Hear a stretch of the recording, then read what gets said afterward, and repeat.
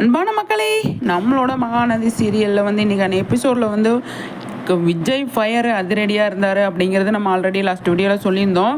இப்போ வந்து என்ன சொல்ல வரோம் அப்படின்னா, காவேரி வாயை திறந்து பேசியே ஆகணும். அந்த கட்டாயத்தில் இருக்காங்க.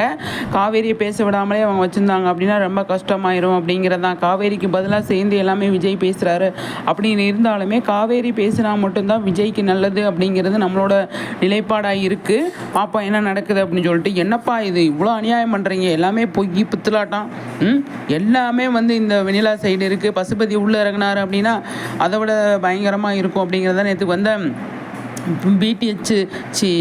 பிடிஎஸ் பிக்சர்லாம் வந்து பார்த்தோம் அப்படின்னா இன்னும் பசுபதியோட ட்ராக்கு இதெல்லாம் போயிட்டுருக்கு அப்படிங்கிற மாதிரி தான் தெரிய வருது.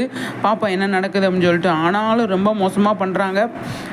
காவேரி விஜய் பக்கம் இருக்காங்க அப்படின்னு காட்டணும் அப்படின்னா கண்டிப்பாக வந்து காவேரி வந்து விஜய்கிட்ட, அதாவது விஜய்க்கு சப்போர்ட்டாக வந்து அந்த இடத்துல போய் நின்று தான் ஆகணும். அதுதான் நியாயமும் கூட. என்ன மக்களை சொல்கிறீங்க? கண்டிப்பாக வந்து நின்று தான் ஆகணும். என்னை பொறுத்த வரைக்கும் காவேரி விஜய்க்கு ஹெல்ப் பண்ணியே ஆகணும். விஜயை பார்க்கும்போது அவ்வளோ பாவமாக இருக்குங்க. தலையில் கையை வச்சுட்டு என்னடா பண்ணுறது அப்படிங்கிற மாதிரி இருக்கார். பார்ப்போம், சரிங்களா? நீங்கள் வந்து என்ன சொல்ல வரேன், காவேரி வந்து அவங்க அம்மா பேச்சை மீறணும் அப்படிங்கிறது கிடையாது. அவங்க அம்மா பேசுகிறது நியாயமே கிடையாது. அவங்க அம்மா பற்றி நம்ம அடுத்த வீடியோவில் பார்க்கலாம். சரி, அவங்க அம்மா பற்றி தனியாக ஒரு பெரிய ஸ்டோரியே இருக்குது, நான் அதை பற்றி போடுறேன். ஆனால் இப்போ வந்து நம்மளோட காவேரி வந்து விஜய்க்கு பக்கத்தில் நின்னே ஆகணும் அப்படிங்கிறதான்.